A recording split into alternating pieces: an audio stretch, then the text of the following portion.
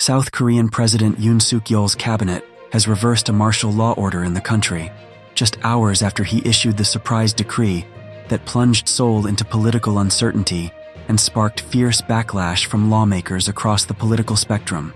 The cabinet decision came after Yoon backtracked on his short-lived decree in the early hours of Wednesday local time and withdrew the troops deployed to carry out the order. South Korean lawmakers, who had scrambled earlier in the night to block the martial law order with a parliamentary vote, are now calling for resignations. The opposition Democratic Party says it will begin impeachment proceedings against Yoon if he doesn't step down immediately. "We will not sit idly by and watch President Yoon's crime of destroying the Constitution and trampling on democracy," the party said. President Yoon should immediately resign voluntarily. For Seoul, while the leader of Yoon's ruling People's Power Party, Han Dong-hoon, apologized to the public in a statement to reporters Wednesday morning and called for the country's defense minister to be fired. "The president must directly and thoroughly explain this tragic situation," he added. "The Minister of Defense, who recommended this martial law, should be immediately dismissed, and all those responsible must be held strictly accountable."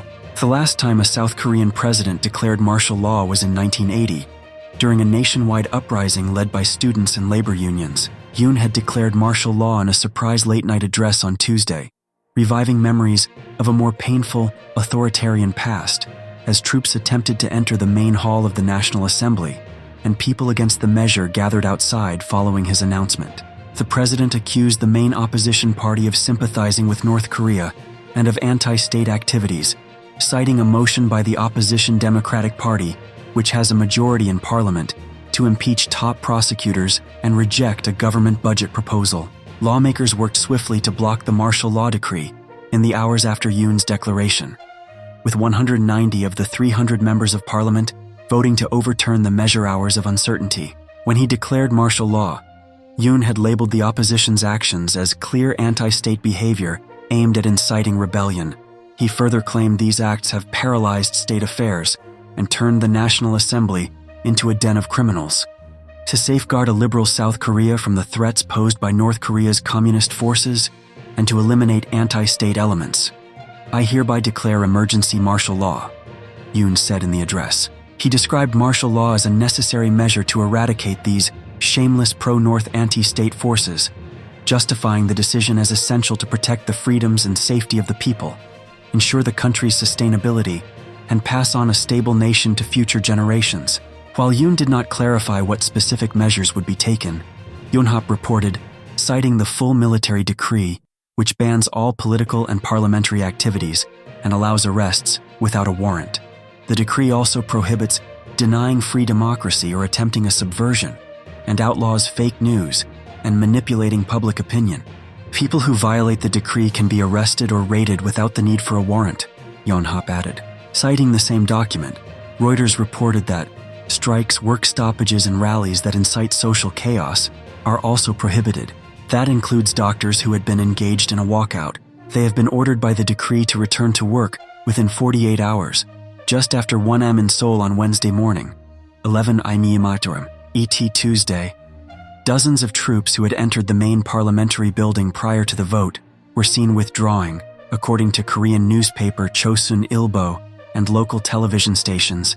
Citizens waiting outside the building cheered when news came of the lawmakers' vote, according to Chosun Ilbo, with some shouting, "Long live the Republic of Korea," and Yoon Yeol stepped down. President's declaration stuns residents and lawmakers.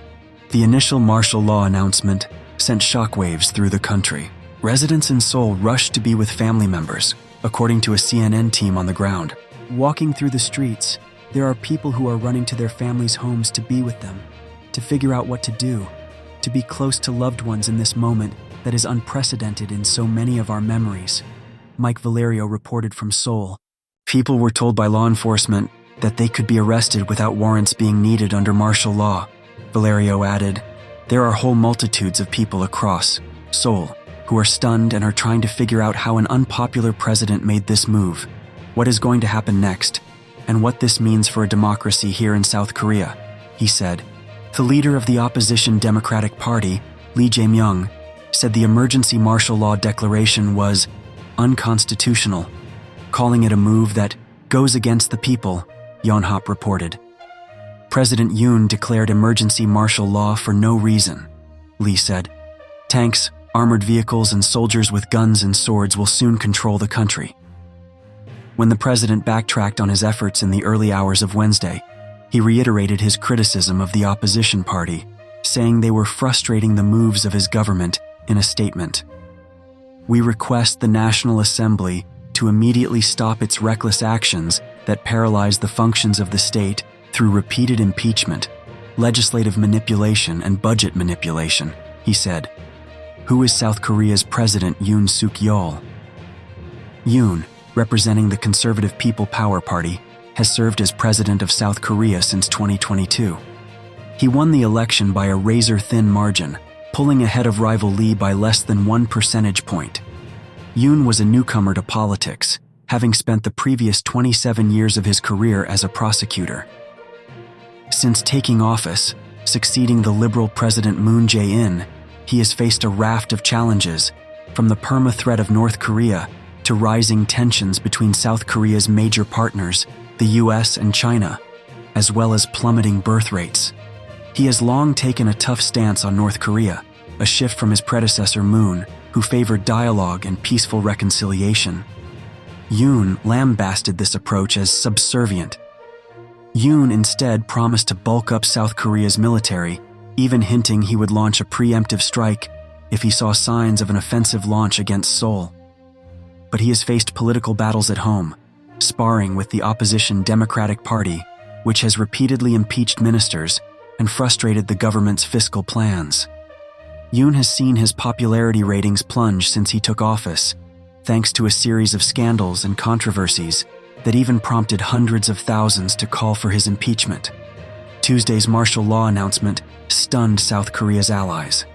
The Biden administration was not notified in advance of Yoon declaring martial law, a spokesperson for the National Security Council said in a statement.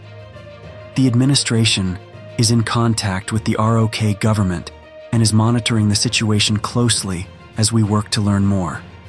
The US was not notified in advance of this announcement. We are seriously concerned by the developments we are seeing on the ground in the ROK, the spokesperson said.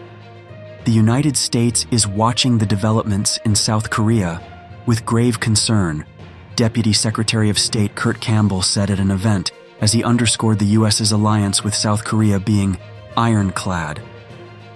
South Korea and the United States have a decades-old mutual defense treaty, which means both must come to the aid of the other if they are ever attacked.